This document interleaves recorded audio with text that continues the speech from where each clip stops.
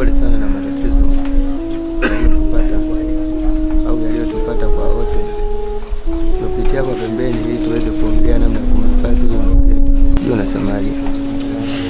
Mimi kakaangu nachokuomba unisaidie tu angalau gharama nikamzike ndugu yangu nyumbani jijini kwetu Mbunda.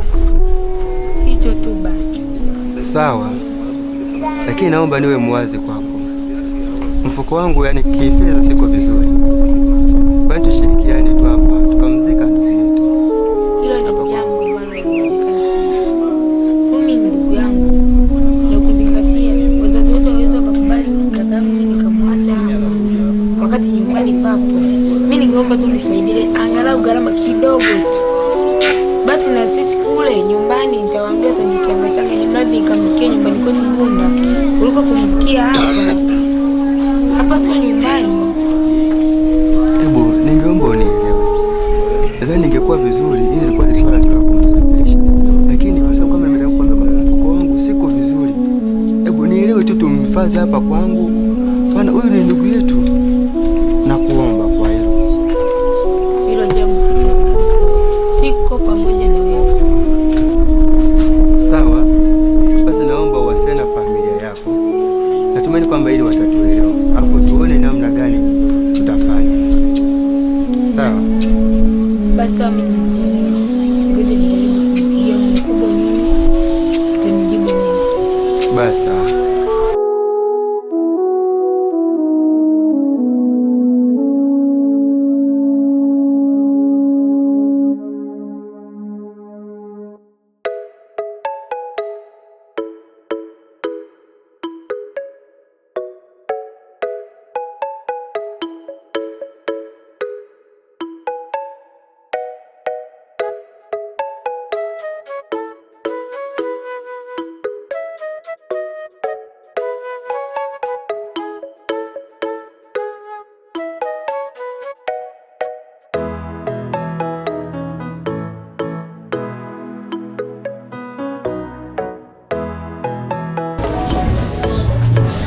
Dokta. Kwema. Kwema, karibu. Asante, kwema lakini. Safi. Karibu kiti hapo. Asante dokta. Dokta, unajua kila kitu. Mbona utokei? Na mimi kule mwili unazidi kuharibika kila kuitopo leo.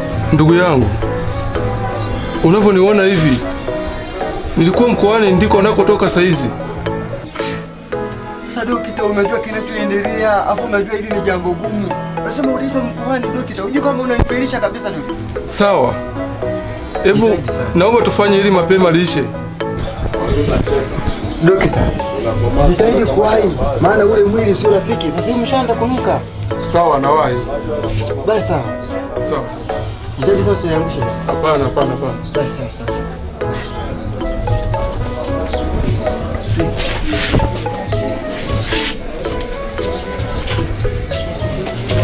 Sasa huyo ndugu yangu.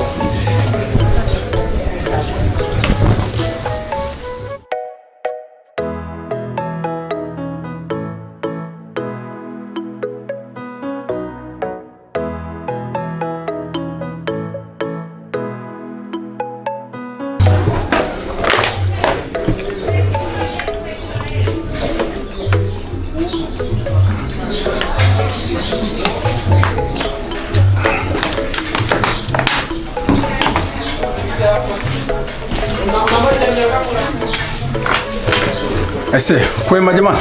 Kwema bosi wetu. Fresh kabisa. Naona nyuso zina furaha sana. Sasa unajua tena ndugu yangu. Siku ya leo. Mwenyewe tuna furaha kubwa sana. Mwenyewe anajua tulichokifanya. Kweli.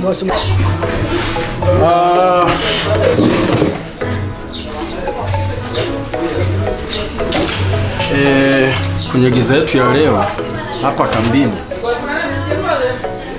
mtumbwi uliofanya vizuri na umeongoza ni wa kweli. Naomba mtupongeze kidogo. Mimi nafikiri nyinyi ni wafanyakazi vizuri. Shofa,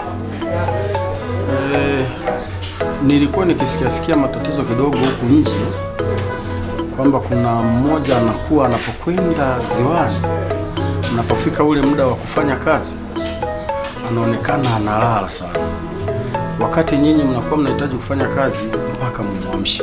Sasa hili linaweza likaja kuleta shida baadaye. Sasa kwa sababu mmefanya vizuri, sihitaji kulisemea hilo sana. Nikisikia umelaumu nasema mara kuna mtu mzembe, kweli huyo mtu nimeshamjenga. Niliongea naye nikamwambia, mwenzangu, bosi wangu ni mwenyeji na hapa kambini, ni mkorofi, kufukuza achelewi. Ninaona giza inayokuja atakuwa amebadilika kama ni mtu mzima, na yeye ananisikia. Sasa ni wakati wa kuwapa mishahara yenu. Sawa sawa? Sawa boss. Utaratibu nilionao huwa nazingatia sana uongozi. Maana yake hata nchi yetu inaongozwa kwa uongozi. Inshallah. Sasa kwenye mtumbwi wenu kiongozi ni Bwana Abdalla, ndio shofu. Bwana Abdalla. Naam boss. Bro.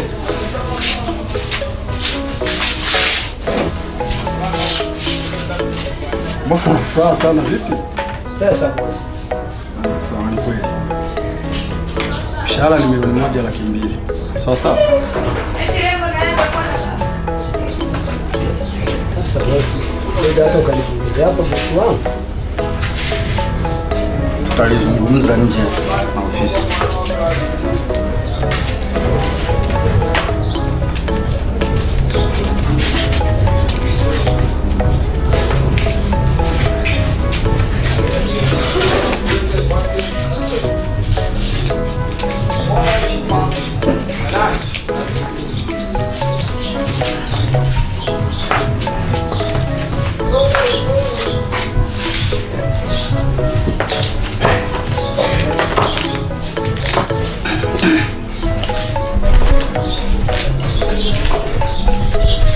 Asante sana boss wangu.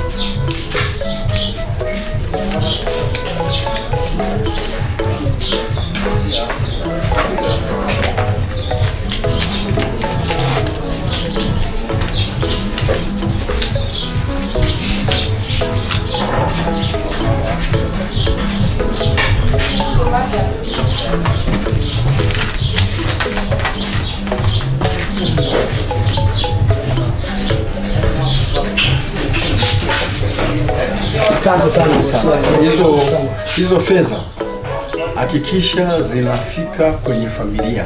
Ni kweli boss. Hakikisha unakwenda kumaliza zile changamoto za familia.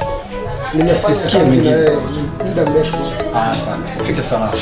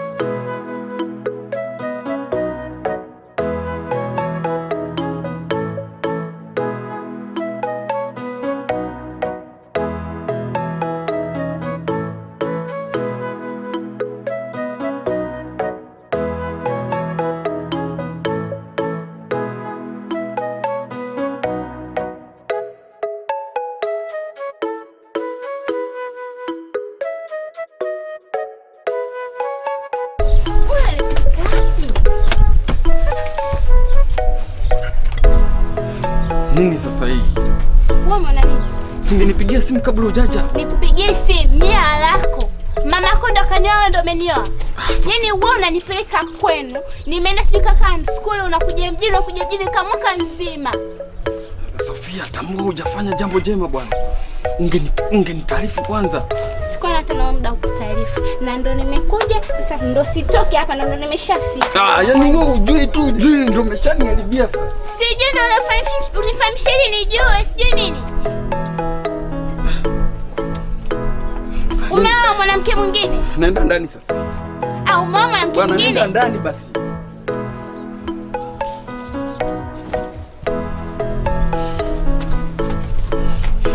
Wewe Jeni. Hebu tokeni kidogo hapa nje.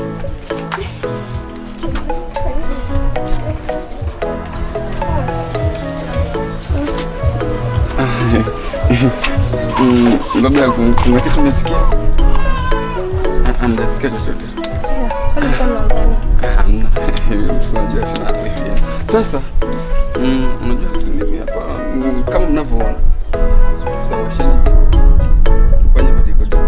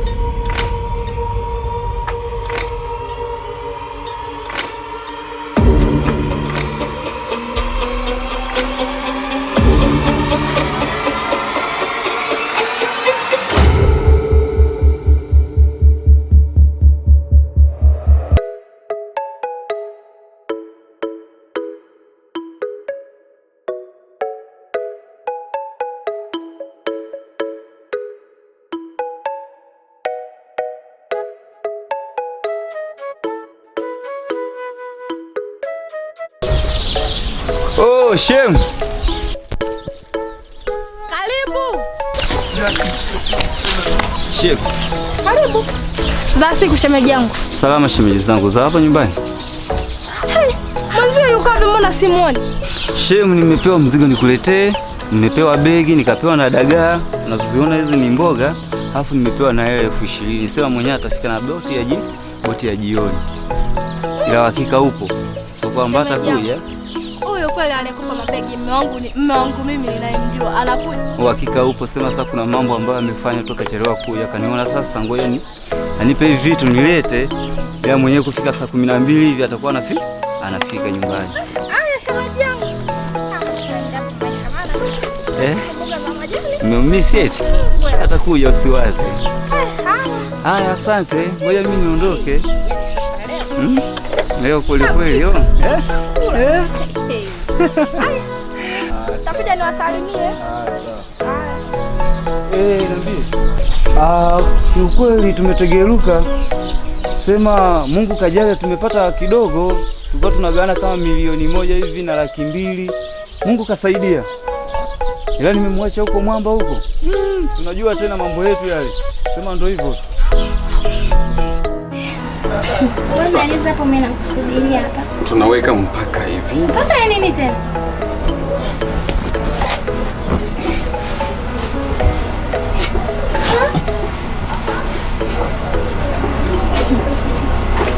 Kama na mwana ngazi kweli wewe. Asa mpaka unaweka nini? Leo Baby. nisikilize. Unajua leo sina mudi kabisa. Sawa. Hivi una matatizo gani? Yaani mimi sikuelewi kabisa. Kwa nini unapenda kunyima haki yangu? Kwani mimi sio mwanamke?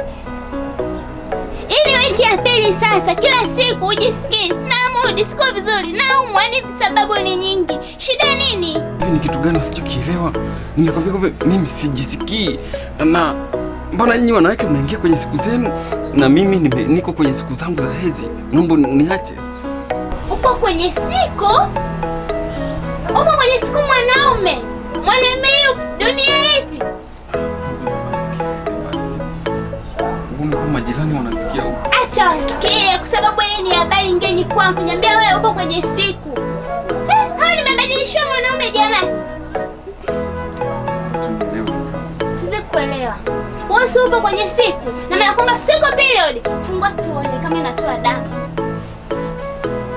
Na kama haitoi damu, unanipa haki yangu leo hapa. Fungua tuone kama inatoa damu. Sio upo kwenye siku wewe.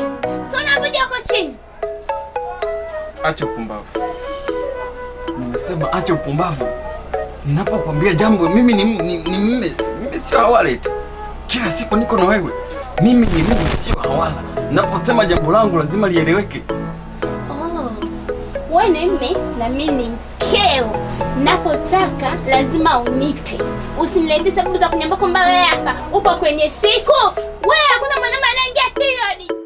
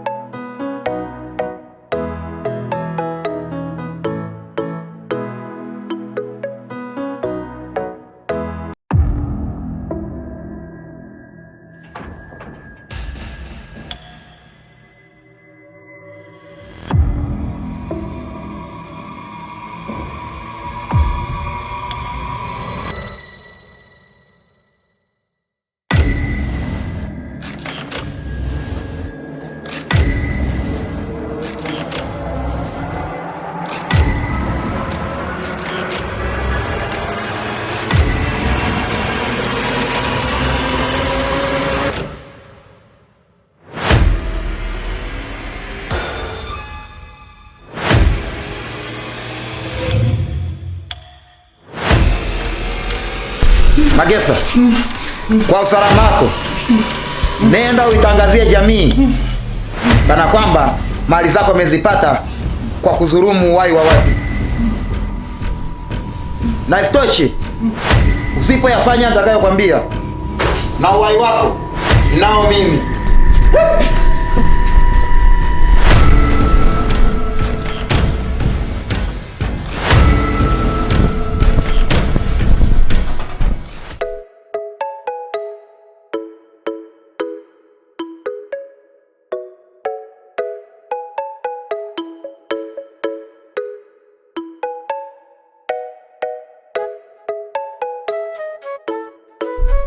Sawa wadogo zangu.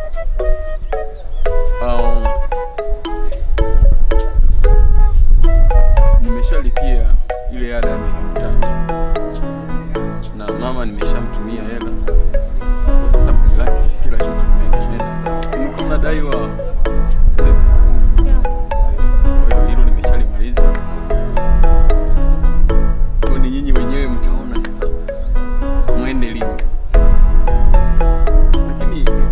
Ipo kama wiki mbili. Sisi tutaendelea kukaribia ndio tutaondoka. Mbona kama umekaa kimya sana unaumwa? Hamna, kawaida tu nilikuwa nasikilizia wanaongea. Sawa kaka, sisi tushapenda mazingira huko. Siku ikifika sisi tutaondoka. Sawa pai. Bwana mbwembwe nyingi mnazunguka kote. Najua mnachohitaji.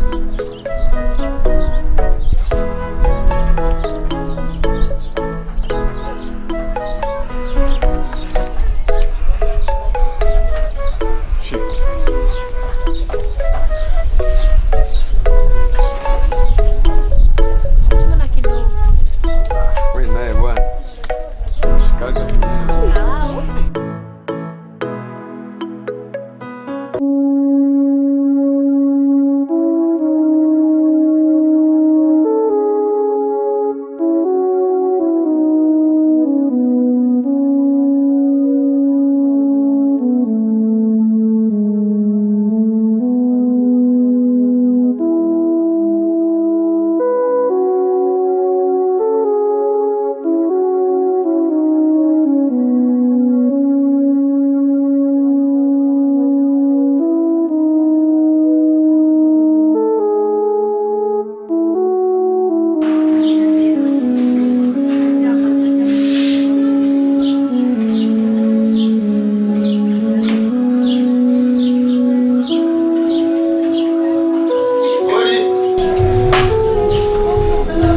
Karibu.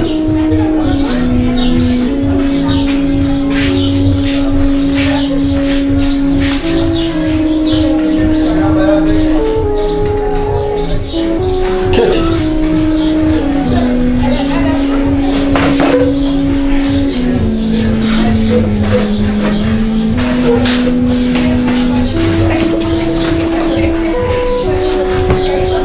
Ni Mafunke kama sikosei. Ndio huyu Mafunke ambaye jana usiku nimempa 1,200,000 au sijajua. Umevamiwa, umekabwa. Bosi, samehe tu, ila ninachokuomba nisaidie kwa nauli kunifikisha nyumbani bosi.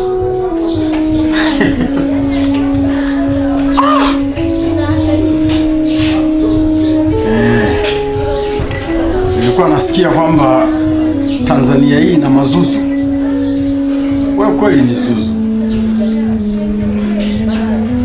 Mafunke, mimi naomba nikwambie kitu kimoja.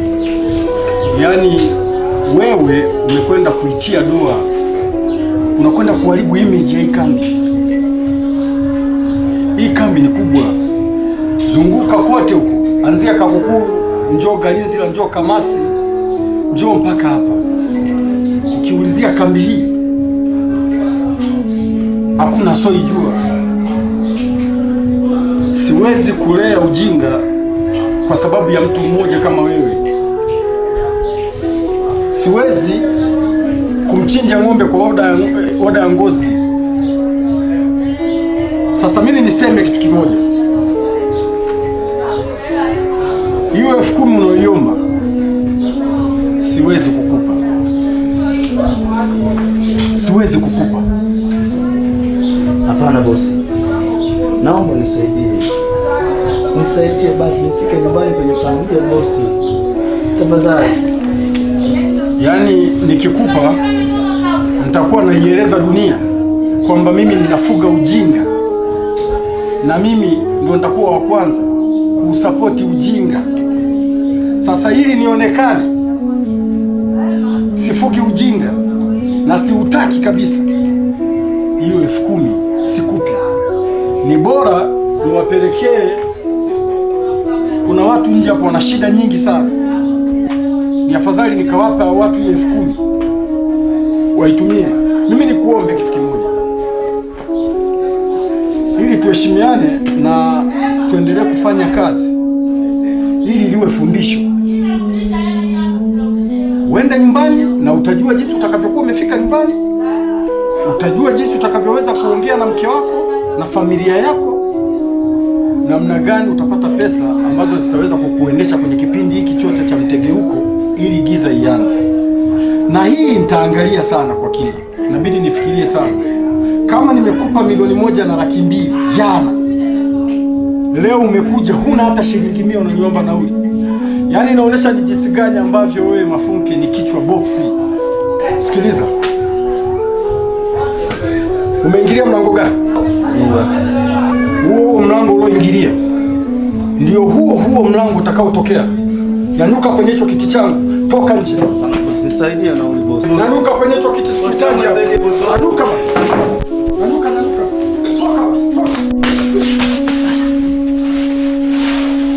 Na ukiendelea na tabia hii, giza kesho sikuhitaji tena kwa boss wangu. Sikai na vichwa boksi. Mimi nakaa na watu wenye akili. Hii kambi ina image kubwa.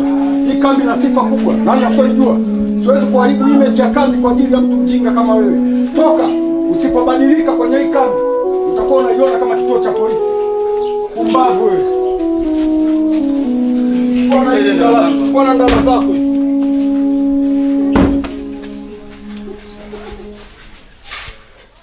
James. Naam bwana Masawa.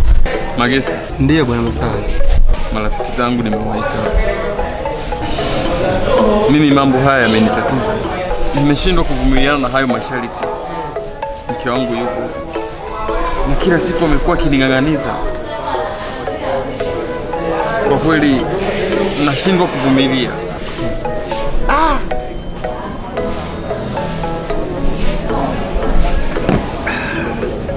Bwana Masawe, umepewa sharti dogo mno, kulala na mwanamke tu, kusokulala naye. Na leo unasema kwamba ni masharti magumu kama hayo. Faida gani unaipata kwa mwanamke zaidi ya pesa, zaidi ya utajiri? Hebu muulize James akwambie masharti alionayo, ndio utaona ya kwako ni madogo. Bwana James,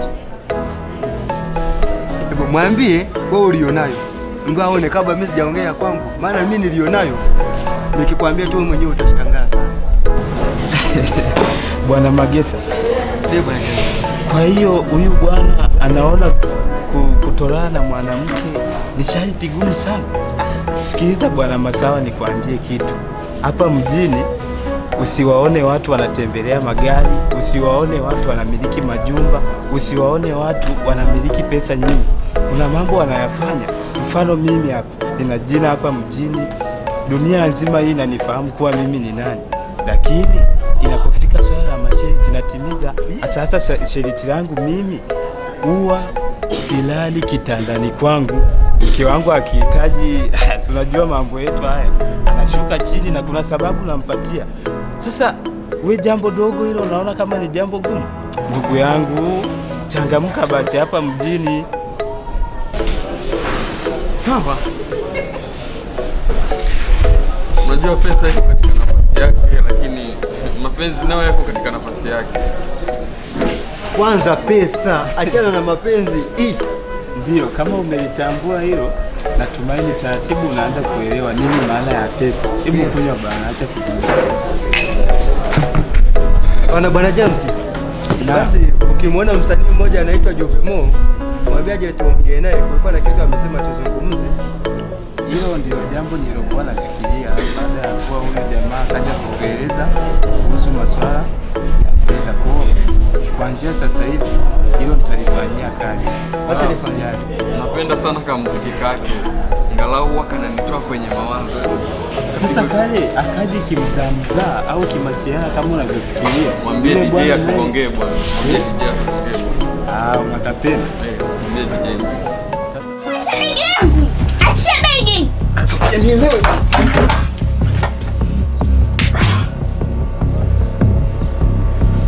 Wewe unataka kunipanda kichwani naona. Hivi uko serious kweli? Nipatie begi langu. Sofia, mimi ni mkosaji kama wakosaji wengine, hivyo basi naweza nikakosea pia. Nakupenda, naomba nisamehe. Nakupa siku hii. Nakuahidi leo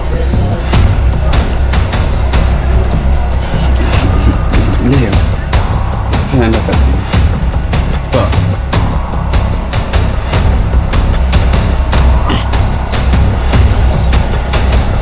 Magesa. Ndiyo mkuu. Ni muda sasa umepita. Ndiyo mkuu. Tunahitaji kafara. Ndiyo. Zingatia hilo. Ndiyo mkuu. James. Ndiyo mkuu. Mwili wako umeanza kuulemba. Nisamehe sana mkuu. Usilale juu ya kitanda chako. Ndiyo mkuu. Lala chini. Nimekuelewa mkuu. Bakugenda mbasuba.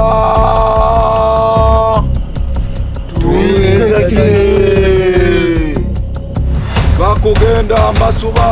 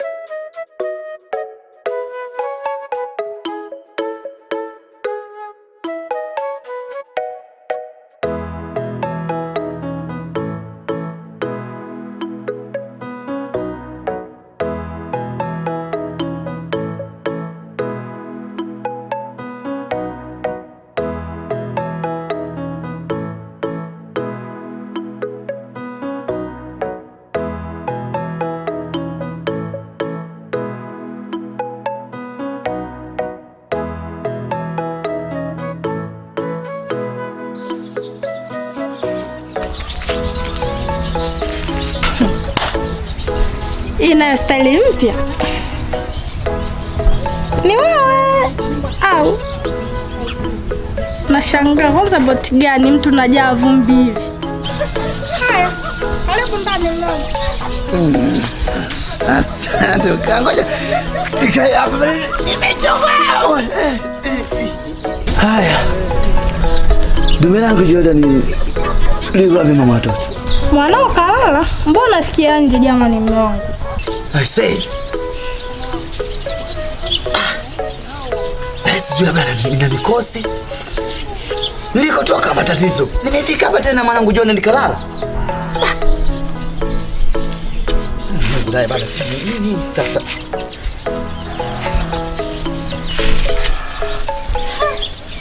Nini tena mume wangu?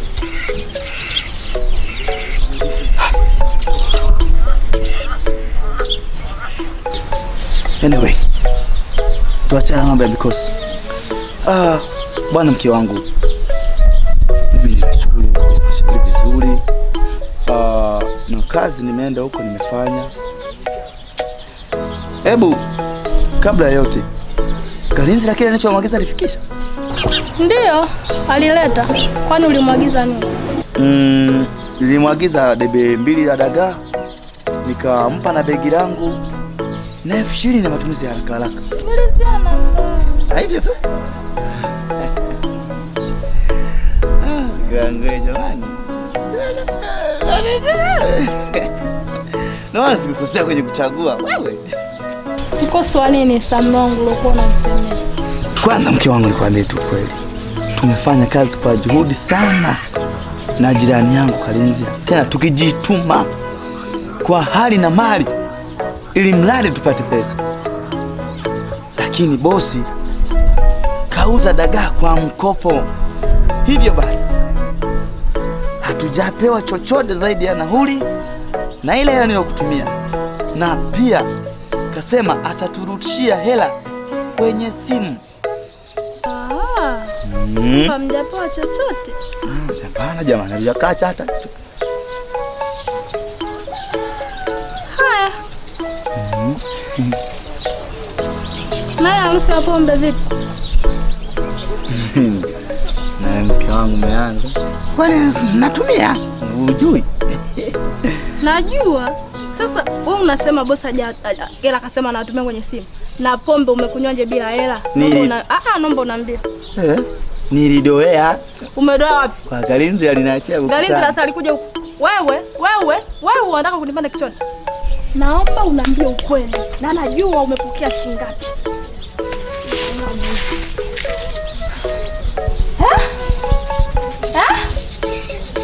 Lakini simekwambia kwamba Kalinzi alipanga ndo nipaka fulani kaenda kununua. Wewe milioni 1.2 zilikuwa za nini?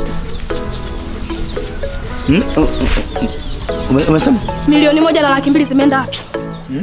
Hii dunia bwana, mimi naona tasiri. Kwa sawa. Kumbe mimi ndo mjinga, si ndio? Mimi ndo mpumbavu nisifanya kile. Hey. Najua unanisikia.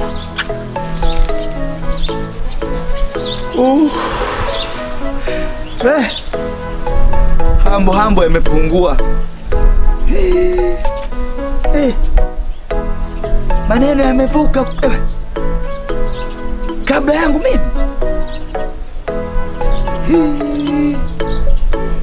Ama kweli dunia haina siri. Sasa ni nani atakuwa amezungumza hilo swala? Sasa subiri nikwambie. Maskini akipata matakoli yangu wapi? Ndio hii sasa. Mwanao kalala kule. Wafate malaya zako uliokuwa unakunywa nao pombe kuaje kumbea mtoto mwenyewe. Mimi nyumbani kwetu sijaua, kuna kila kitu nimekusamini wewe, unaona mimi sio maana, si ndio? Sasa kana mwanao hapo. Na hili begi unaenda wapi? Siwezi kuolewa na mwanaume mpuzi kama wewe sasa. Jangu. Nimesha kanyaga sasa tayari. Sasa nimefanya nini? Hela yangu. Pombe nimekuja mimi, zimeanza kuniteza hela zangu. Sasa mimi mtoto mlea na nini sasa? Sasa unaenda. Bana rudi bwana mke wangu.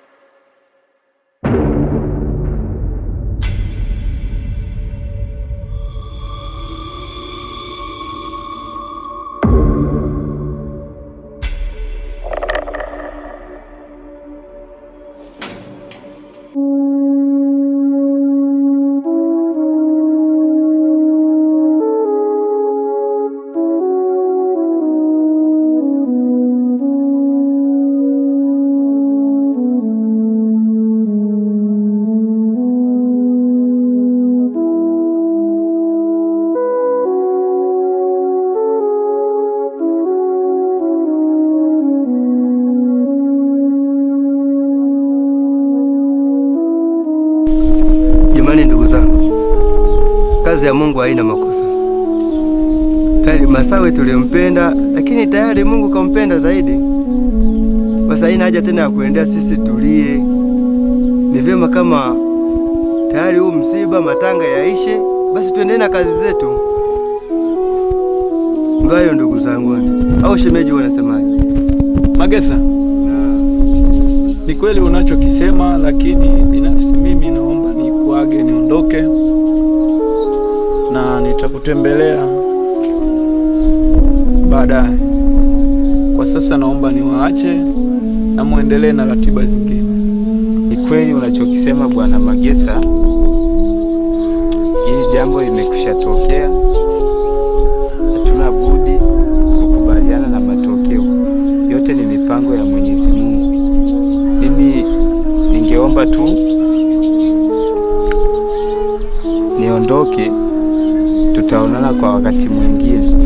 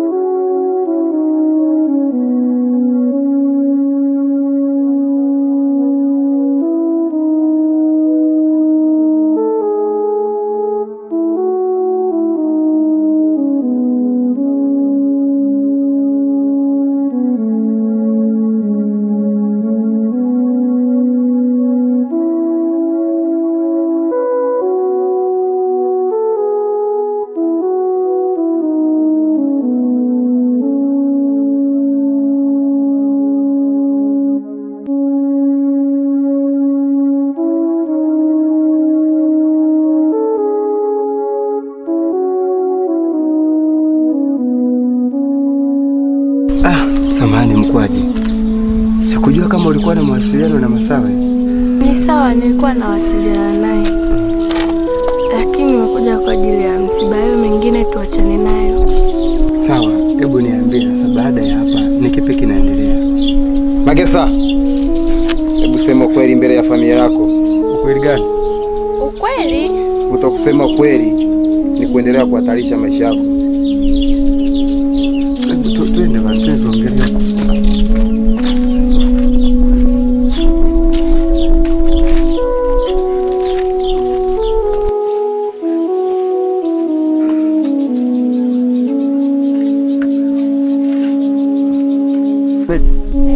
Basi naona hapa tuendelee ili mfanye taratibu wa kuandaa masuala ya chakula. Vipi kulikoni? Nini shem?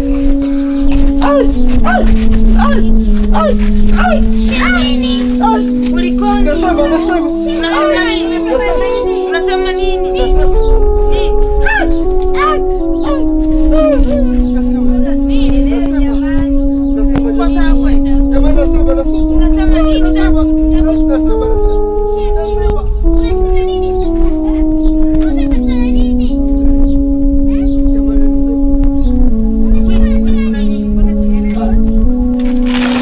Jamani, acheni na useme ukweli. Ukweli uliopo ni kwamba mimi mali zangu, kusema ukweli, sio za jasho, ni mali ambazo ni za kishirikina. Na haya yote mnayoangalia hapa yaliyonipata ni kwamba nimehusika kumuua kaka yake na Nyangeta Shabani. Nini?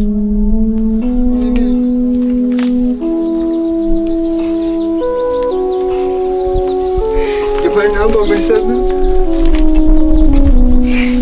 na hata msiba wa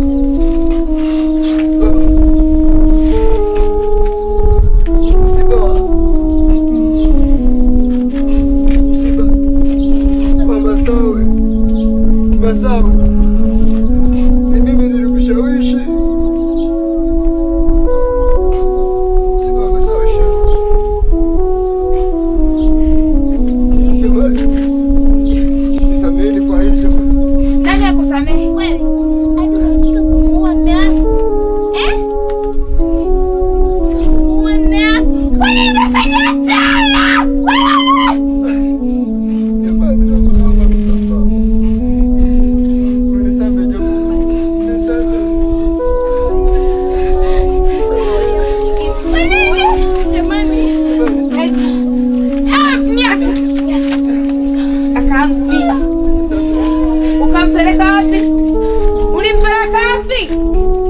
Wewe uniambie ulimpeleka wapi kakaangu niache.